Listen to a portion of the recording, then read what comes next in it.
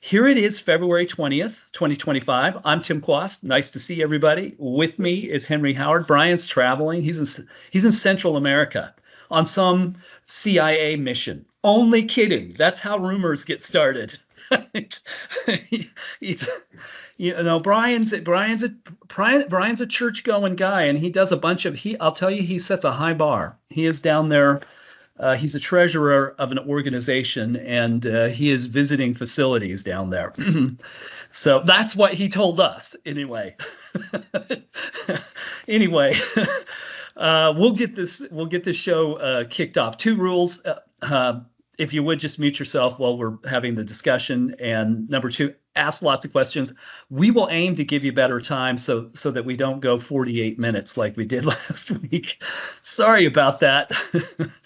I'm getting worried about Brian now. You're getting him assassinated by the Russian or the Chinese. It could happen, right? It could happen. So we may have to revisit our travel policies. So anyway, I think I've said anyway 3 times, which is all that you can use it in one web meeting. I've got 3 things plus a look ahead to talk about. So, and again, if you've got comments or observations, please jump in at any point. So, my first obvious one is why is there pressure today of all days? And I realize we talk about this all the time. People will always point to the headlines because that's what you've got. On a day when the market declines, then you look around for whatever thing would explain that, and of course, Walmart's getting the blame, and whether the contribution from that is significant or not, I don't know. But I can certainly tell you what the context is, and I can tell you how we talk all the time about how the market works. Number one, BlackRock doesn't care about guidance and doesn't pay attention to consensus, nor do the other 4 large owners of U.S. equities who own, call it 40% of all U.S. stocks. They're not paying attention to the sell side. Back when I started in this profession, the expectations, the earnings expectations, the consensus modeling that the sell side was doing was a major factor. But the markets weren't interconnected and sharing customers and data. And yeah, I'll talk about retail volume too. It's a good point. So right away, you should of market structure. It really reflects the way that the market works. The market does not running around chasing what analysts think of stocks. The market does effectively 3 things. It follows models. Money follows models. Machines set the prices, and hedge funds bet directionally. And those things sometimes converge. And where the trouble develops, as we've said over and over, is that you have to always remember context. What's the cadence and calendar of the market? And this will dovetail to, how do we make money with limited risk, which I'll spend time talking about today.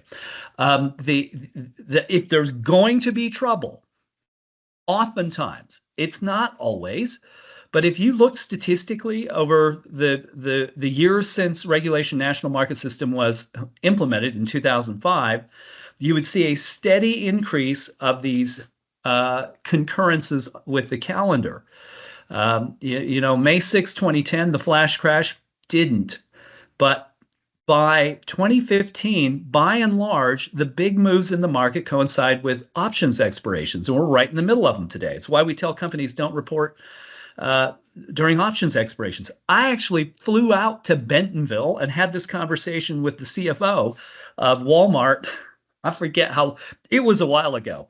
It was a 30-minute conversation, and I said, these are among the things that you should stop doing are these. And now that guy has retired. There's a new guy in the chair. And they haven't made that change. To me, Walmart is still doing investor relations like it's 1995. All you have to do is look at the trends. For the 12 months ended December 30, 2024, active managers had $300 billion of outflows, And passive managers in US equities alone had $400 billion of inflows. It's a $700 billion swing, and that's been going on for 15 years.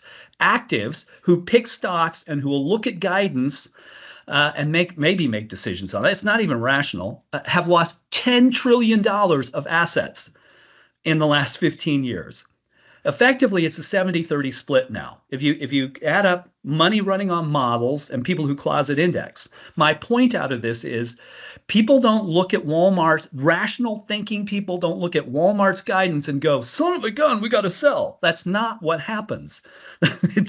There are 20% of their market cap ties to derivatives today. Index futures and options expired before noon. It's a terrible time to report earnings because indexes and ETFs may have 10% of their assets tied up in those things. That's what 40 Act funds can do. And so if those things get marked to market zero, it will have a big effect on market cap. And it's really, those companies should not be reporting during those periods. Now, for you and I, as investors, what should we do? Well, if you're very risk averse, avoid these periods, portage around them. If you are willing to stomach some risk, we've been talking about how just trade low volatility.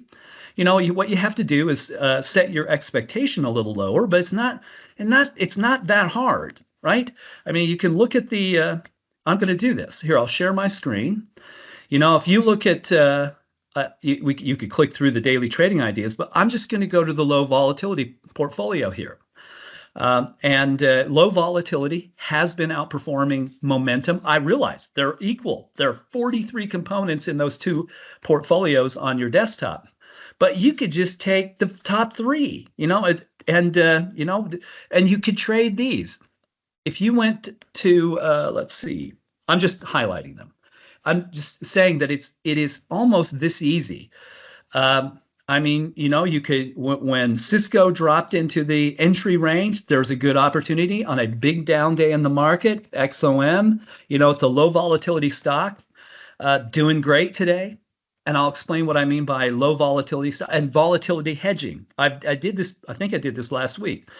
Berry Plastics, any one of them's fine. And remember, with low volatility, all you want is 1%. So again, it's the importance of understanding how the market works. What happens when the market turns volatile? Well, stocks that have less than the volatility of the S&P 500 will probably benefit. Well, that, and the machine here, Market Structure Edge, does all the work for you. You don't have to go hunt for it. You don't even have to do much thinking. It will give you a return. All of these were kind of right in the entry range and would produce a return. You can do that in any market condition when you recognize that the market runs on models, machine set prices, and volatility is the core determinant. The demand supply volatility. That's what it's about. And that's what I come back to. We will know when there is a momentum market because it will be obvious in the data. And you might say, well, Quast, how come there are 20 names in the momentum portfolio if it's not a momentum market? I'm not saying there aren't opportunities. This is not correlated to what, in a predictive way, to what the market will do. It's simply a machine that looks for conditions, divergent demand and supply in liquid equities, liquid large cap equities. And we can find them right now. There's no question that they exist, but it's also apparent that in the data, low volatility is doing better. Now, why that is, I wish I had a better answer for it. How would you know when you should shift from the momentum horse to the low volatility horse? What I always go back to is what broad sentiment tells us. But I know it's not as good as I would like it to be, and we're going to put a portfolio on the platform that will give you sort of a longer range capability to just manage manage money that will take advantage of these same rules. And it's one of the core things we're looking at right now. Is you can't just jump back and forth. You can't say, well, the demand peaked here, so now we will shift to low volatility. It doesn't play out in the model. If you're trading short term, it's a great tool. This is a great time to short the market, and I did in here. In fact, I shorted it today because I don't like the demand supply equation. I'm not recommending that you do that. I think one has to be very comfortable, and there are a lot of risks. It hasn't always worked out for me. So when I do those things, those are riskier. And I have only a tiny little bit where I do, risky things. Otherwise, you take gains, not chances. But you would say, okay, well, here at bottom, can you put more money to work? Well, as a general rule, yes. And from a trading standpoint, you would know, well, we'll probably have a little bit of momentum opportunity. But when you're managing a longer range portfolio, I am still wrestling with this. I'm constantly looking at the data trends, trying to figure out what thing statistically give out of those three, because it's in those three, that will. And I thought I was going to share a view here, and I apparently don't have it up, with apologies. But it always comes back to those three. Next thing I want to do is look at the sectors. This is another, to me, very useful feature of Edge, that you can always know what the money is doing. And if you look across your dashboard, there is a uniformity that is really quite remarkable. If you just looked at low volatility, there was a nice demand run that gave us gains into the end of January, the transition to February, and you see it everywhere. You see it in mega caps. Even the short portfolio had those characteristics. And you could go all the way down your dashboard and look at this. You could say, well, how's communication services? Well, it's not bad, right? That the demand side is pretty good. The supply side is declining. You have a divergence. But demand isn't really rising. You look at consumer discretionary and staples, that same bump right at the January-February transition, and they both look fine. There's rising demand here, supply that is significantly below trend. Both those look good, but these are low volatility trades. That is likely a product of volatility hedging. And again, what I mean by that is, let's suppose that you're invested in large cap stocks, which, large cap blend is the single largest category of investment globally in equities, but in particular in the U.S. regulated, that is retirement account market, where it's north of 60% of all assets. I saw one figure that somebody sent me that it was 68%. I don't know if that's an accurate read. That came out of Bank of America. IR guy at a big public company sent it to me. And so what that means is, if stocks have an average volatility of, call it 2.2%, and these sectors tend to have volatility on average of 1.8%, then to track a benchmark, you overweight those things that have less volatility than the average. And that becomes volatility hedging. And you see it manifest on days like today. So I think these things reflect that fact. Looking at crypto, it's fine, but not great. Dow Jones, it has the same characteristics because it tends to be low volatility too, as you would see in discretionary and staples. My point is, you can look all the way through. Energy, on CNBC, they're just talking about the energy sector. Would I buy that? You got better than 5.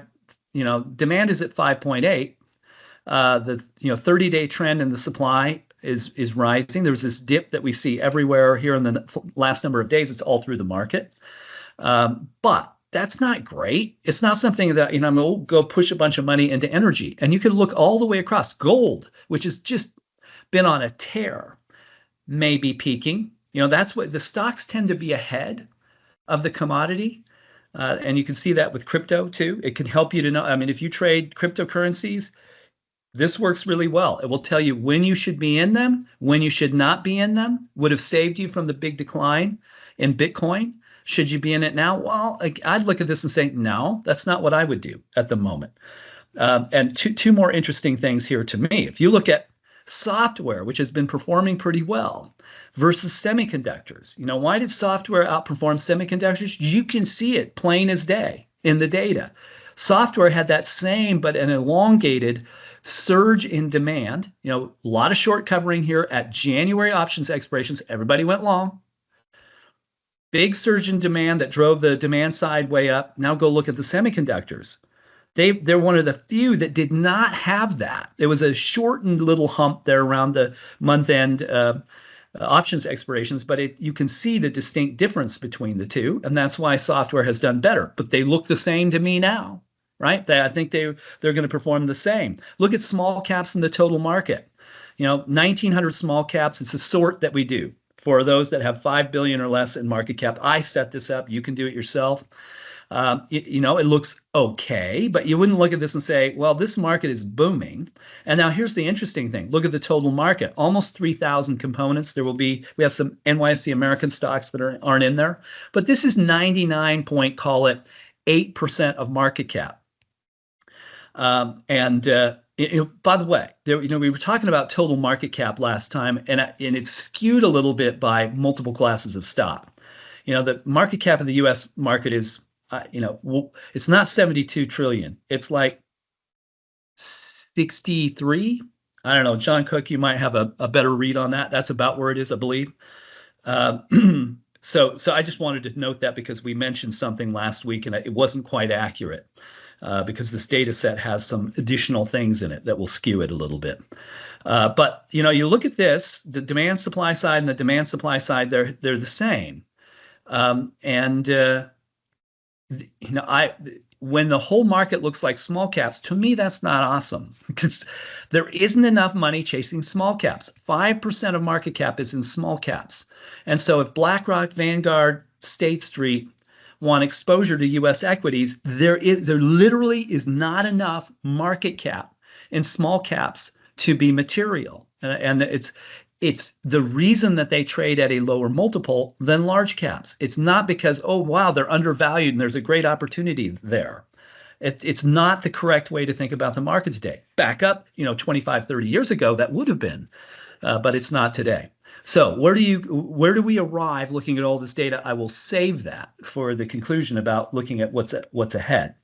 But all of this will help you understand what you can and cannot do under these conditions. And you can make money. You can take small gains, limited risk by understanding these things. Okay, Henry, I will hand the baton to you. Questions or comments, though, here, if you like.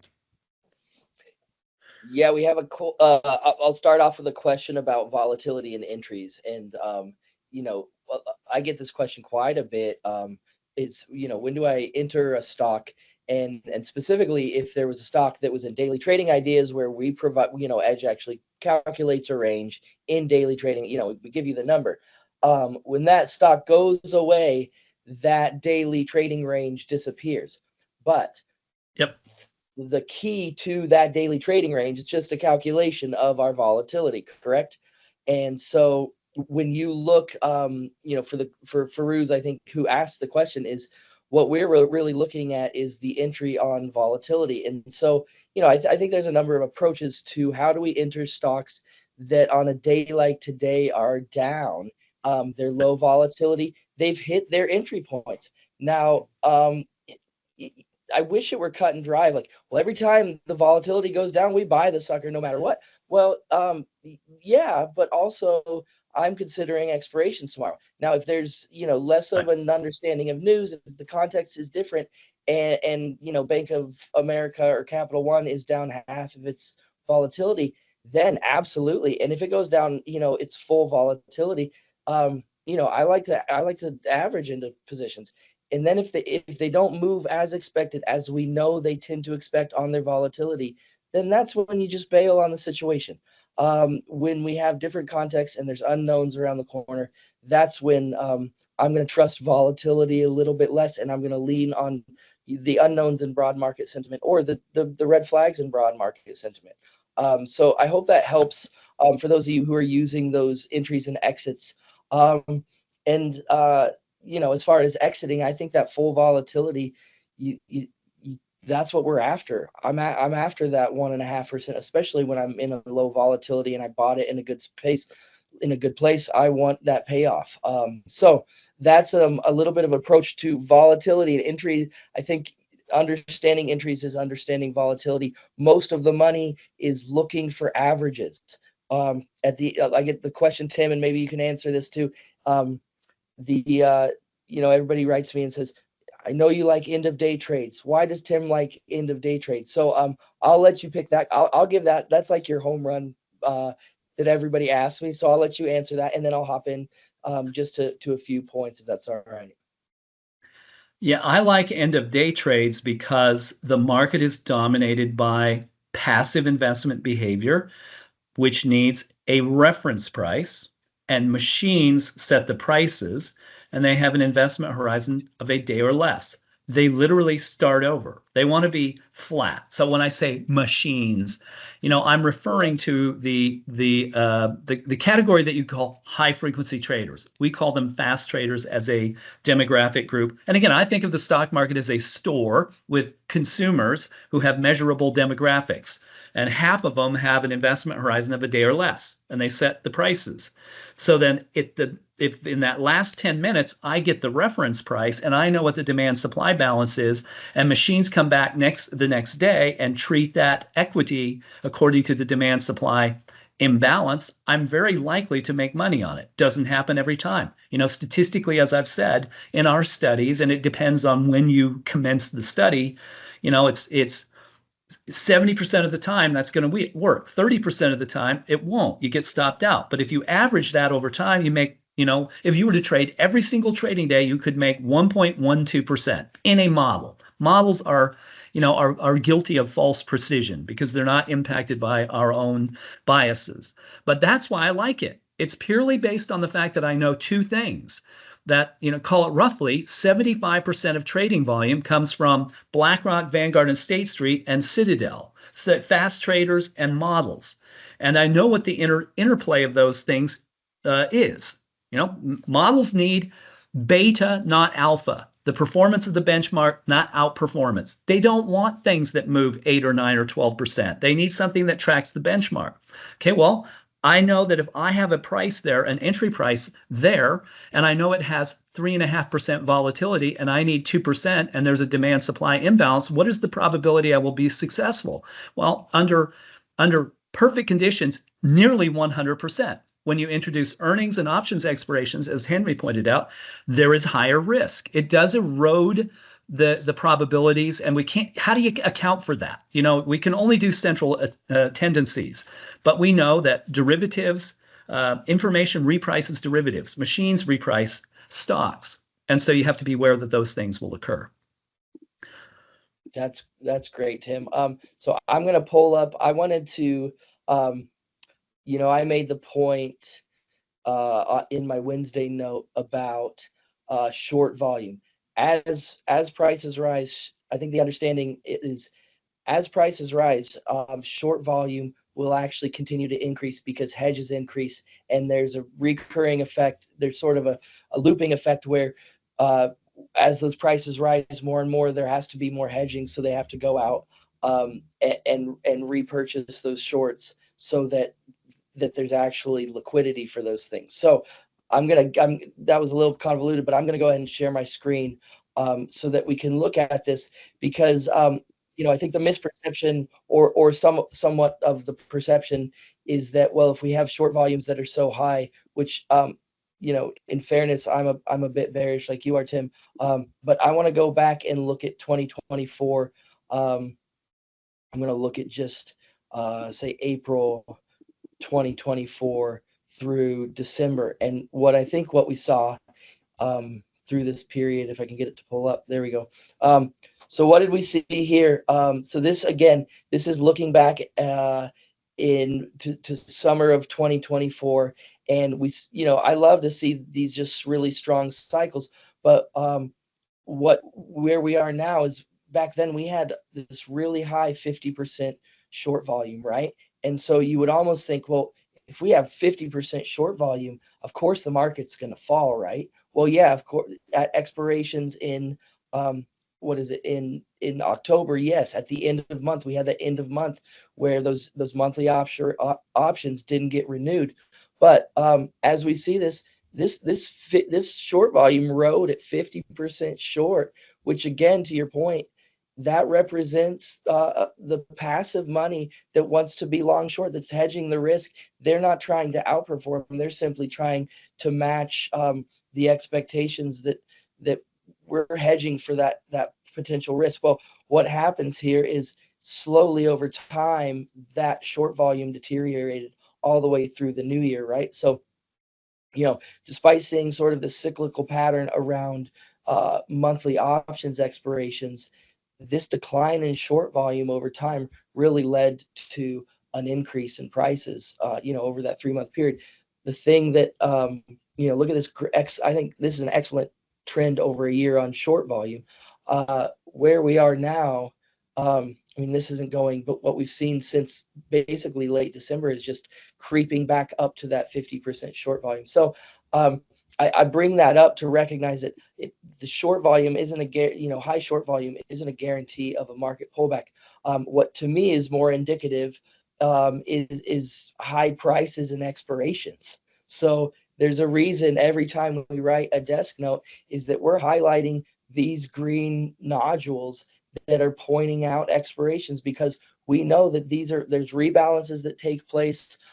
There's derivatives that don't get that get rebalanced. There's banks who have around these derivatives that have to offload inventory. So these become really the pitfalls. And then the supply and demand balance gives us an understanding within that context of where the buying and selling is. So I'm always wanting to make the point that market structure is context and its sentiment and its data. So that's the first point I wanted to make. And then the other thing, you went through all, Tim, I love you went through all of these, and then you jumped over our financial portfolio here. And so what I see in financials, again, this nice downward trend in short volume in the portfolio. I don't love the supply and demand balance, but we're kind of at this midpoint in both financials and a lot of these portfolios in broad market sentiment, where we've got this sort of 50-50 long short situation that is not giving us, we don't have a great signal to load the boat on momentum. Sure, we have more names in momentum, but there's nothing that's screaming out to us that the broad market's going to rise from here. So it's okay, Tim, you were the one that taught me this, that it's okay to sort of hold on to your money. It's the old Nebraska farmer saying is easiest way to double your money, right? Fold it in half. Is to fold it over and put it back in your pocket. Yeah, that's right. So I did there are times to do that. Yeah. I've learned something.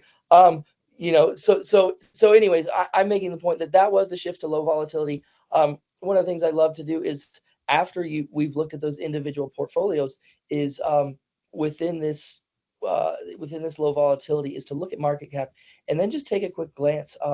What is the sector that's showing up in here? Well, there's financials, there's some energy. It's pretty mixed. It's a pretty mixed bag. When we looked at our low volatility trading ideas yesterday, a lot of those names were financial names. So I'm going to lean on that, whether or not my goal isn't to be right 100% of the time.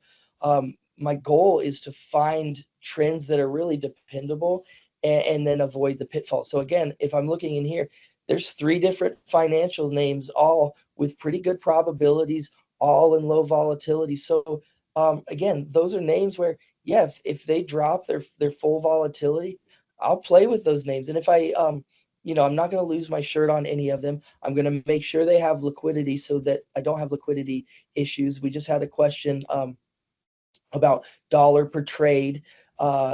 Somebody was asking, why do you have dollar per trade? Well, dollar per trade is the transaction number so that you don't get dinged by the machines, front running your trade because you're trading too heavy. So you can use dollar per trade to make sure you have appropriate liquidity for these trades. So that's getting in the weeds. But my point is there's always these opportunities and finding those, looking at the trend both visually on the sector, but also then digging down into our these are back tested names. And, I have no trouble shouting out these low volatility names because they want to find those averages. They want to find those midpoints. And even if they fall more from where we are at this very moment, likelihood is like we're going to find this number again by tomorrow. I say that, but then we also have expiration. So it's all the data and the context is what we're really looking at. And that's why we address context every day. So that's kind of the couple major points I wanted to touch on. Is that just finding that data that you can really lean on. I don't I don't dig around in low volatility often. But when there's risk, that's and it becomes obvious. I go, yeah, that's where at least we know where the money is shifting. So we're not going to be caught out. We're not going to be loading up on big tech names as we go into expiration. So that's the majority of what I had. And then the last thing I wanted to mention is not necessarily edge, but just recognizing the sort of the shift in in VIX index in our volatility expirations. So come Wednesday yesterday, the VIX expirations, they did tick up. The price of volatility as an asset, the price of that asset started going up. It's moving upwards. So that's another sign. The reason we mentioned volatility expirations is because that's a signal to me that if those prices are getting higher, we need to be aware that there may be some volatility on the horizon. And that's why we mention those expirations, is because they have a significant, the derivatives have a significant impact on what's actually happening with prices. And it's reinforced. You can say it has nothing to do with headlines, but it's really all of those price changes are reinforced by different headlines and news that comes out. But really, it's about market structure. So that's the extent of what I have. I can dig a little deeper if that's helpful. But I'll lob it back to Tim if he has anything else to clean up. Yeah. Thanks, Henry. Just a quick comment on what's ahead, and I want to answer a couple of questions too. Candace, what I always say is that these are all central tendencies, right? We calculate half the volatility up and a third down. Or is it the other way around? Half the volatility down, third up. That's what it is. So because prices are very unstable, it's like a seismograph. And it's part of the problem in the market. The trade size is very small. The trade size in SPY on February 11 dropped to 66 shares per trade. It's the lowest in history. The trade size in the S&P 500 is 99 shares, but it's been as low as 83. And so what happens is orders get broken into tiny little pieces and prices constantly change. And this is how Jane Street et al. Make a bunch of money. So all we're trying to do is say that there's a central tendency that when the price is moving somewhere in this area between the highest and lowest average prices, and we know that the demand supply balance is in our favor, we are likely to make money on that. Not every time, but we're stacking the probabilities in our favor. 51% works. We're aiming for much better odds than that. So if if it drops more than that, that's fine. What we find is if a stock drops more than its full volatility, that's a problem because that will get baked into the data set and it will change the way that the machines price the stock again. And so if that happens to you, if you've bought it, and it happens on occasion, how much would I do? So let's say there's volatility of 4% and I buy the stock down 2% and then it goes down 4.5%. I'm out. I mean, it's just better to pull the plug on it because you don't know. And and I speak from experience that it's better to stop digging. It's better. You go with the odds. But if it's down more than half the volatility, that's not a problem as long as it's within the range. I always look at that volatility read. It's very important. It's a linchpin. And the source of our data, I think, Amit, you asked about that. What's the source of the data? Because a lot of dark pool data is not accessible. Yes, it really is, actually. So, I'll show you. The problem is it's delayed. So if you go to, let's see, I think it's ats.finra.org. Is that right? Let me check. Yeah. So this is the ATS data. So this is the dark pool data. All the data rolls up into the volume figure. So and more than half of the volume is occurring in dark pools, alternative trading systems.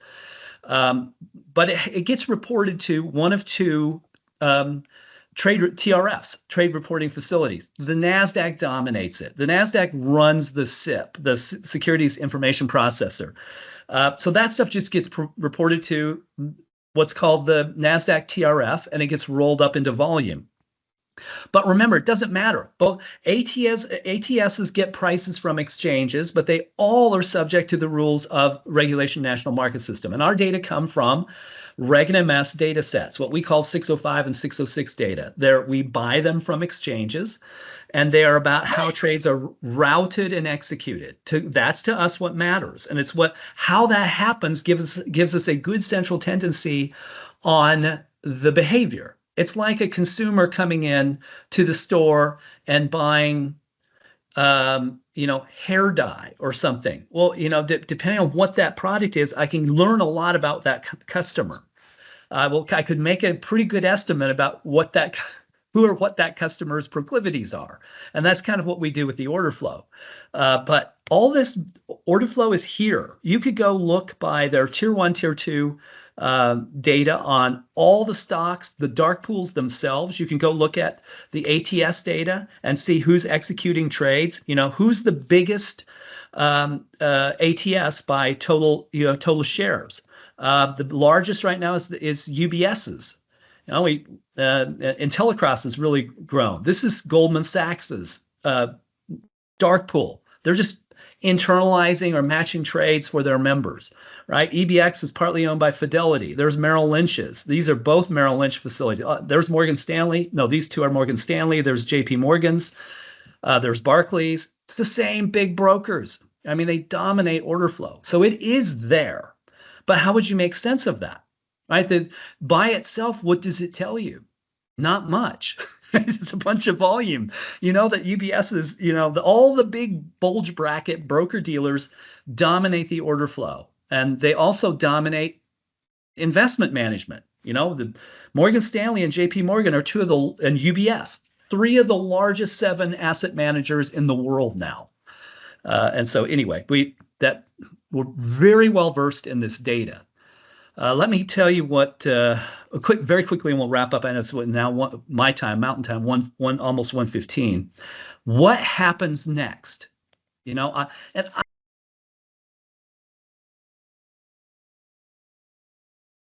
Market desk notes. This pattern here, this demand pattern is not good. This is a demand pattern that favors low volatility. Why? Because it's not, there's a distinct difference between momentum and low volatility, right? SPY is a measure of low volatility, or like you could call it value, because it's large cap blend. Large cap blend is value and growth. If you mixed value and growth stocks together, what would you get? You would get something that spends a lot of time at 5, because momentum stocks hit 10, right? That's what we're looking for. We're buying things where there's surging demand that creates volatility that we can capitalize on. Well, look at SPY. It's always at 5, except for brief periods, 4 times in the trailing year where it spiked above 5, 2 times when it dropped below. That's where the market is. And if you look at momentum, pick a momentum. You can look right here. Momentum is moving toward 10, and supply is declining as a central tendency. That's why we use that. But if you look at the broad market, what is it? Oh, it's not great. I look at this and say, since December options expirations, this is a weak market. There is not momentum in it. You say, well, it went over 7. Yeah. But if you took a read on that data, where would it be? 5.4, 5.3? I mean, it's still above 5, but I don't like that. I can't tell you if this is going to rise or fall. There is as strong a possibility that this is a top as it is a bottom. Just like there was you would say, well, this is a top. And yet what happened? The market rose with options expirations because people levered back into the market and it went up. But we didn't know which direction it would go. And that's the problem right now. These are unusual circumstances, and part of the reason why it's harder to trade. When it's harder to trade, go to low volatility. because your risk is lower. You say, oh, it's so boring. I don't want 1%. I'd like to chase, 10, 15%. Well, yeah, but that's the risk you take too. And so it's much easier to take 1% than to lose 10. And since we know this is the condition of the market, beware of that. This can go any direction. That little, we're hitting options expirations. We're getting volatility exactly as one would expect. There's nothing to me surprising about what's occurring here. And I've exhausted my 4 brain cells. I don't think I have anything else to give you. Any closing comments or questions, and we'll otherwise we'll wrap up. Barry, it looks like you want to say something there. Yeah. Question for you. So the dark pools, why is it legal for them to trade such chunks of shares of stock and not affect the market in a supply and demand situation where, or demand, if you're buying a lot of shares or selling a lot of shares, the stock price goes up and down. So why is that allowed? Whereas retail investors, we can move markets in a small trading stock just by a couple hundred shares. Yeah, it's a good question. The what generally occurs in those dark pools, and by the way, most veteran, the expert traders. I'm thinking of my friend Joe Saluzzi at Themis Trading. He was on 60 Minutes back around the flash crash back in, I think he was on in 2011 to describe what happened.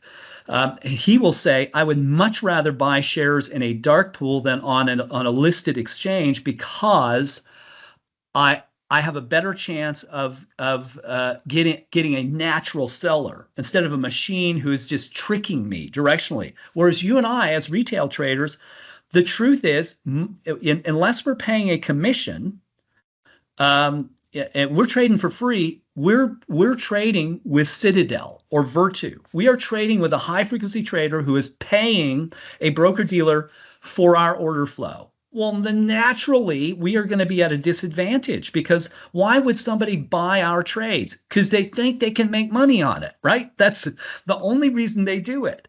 And so it's unfortunate, but it is a fact that we as much as the SEC has tried to address this, we are disadvantaged. In a dark pool, and there are different rules for these alternative trading systems. There are 2 regulatory structures, an exchange and an alternative trading system. There are benefits to being an exchange. You get a greater share of the data revenue. But alternative trading systems could do like LiquidNet did, that you could pool all day, right? So you say, I need 500,000 shares, and I'm just going to take some kind of volume weighted or time weighted or peg price and accumulate it all day from all kinds of parties, and then in the last 10 minutes, print it to the tape. And that's what UBS is doing. They're helping large institutions buy and sell positions in the middle. And so that creates all that 5 that you see everywhere. That's what's really occurring. Now, that can be helpful to us, but if we want that price, when do you get it? Last 10 minutes. That's when you're going to get that price. It's and the exchanges don't like this, right? The exchanges say, we're setting the prices, we're paying to set the bid and the offer, and then the brokers go steal our order flow and take half of it. There's a great contention between these parties. But do I think this is great? No, I don't think it's great. I'm not a fan of the market structure we've got. And, I've explained before, we spent a lot of time talking to the SEC about this. But the SEC's priority is that all 100 share orders get instantly filled. And they're willing to make concessions to everybody else to make that happen. Thanks. Yep. Okay, you guys. We did it again. Well,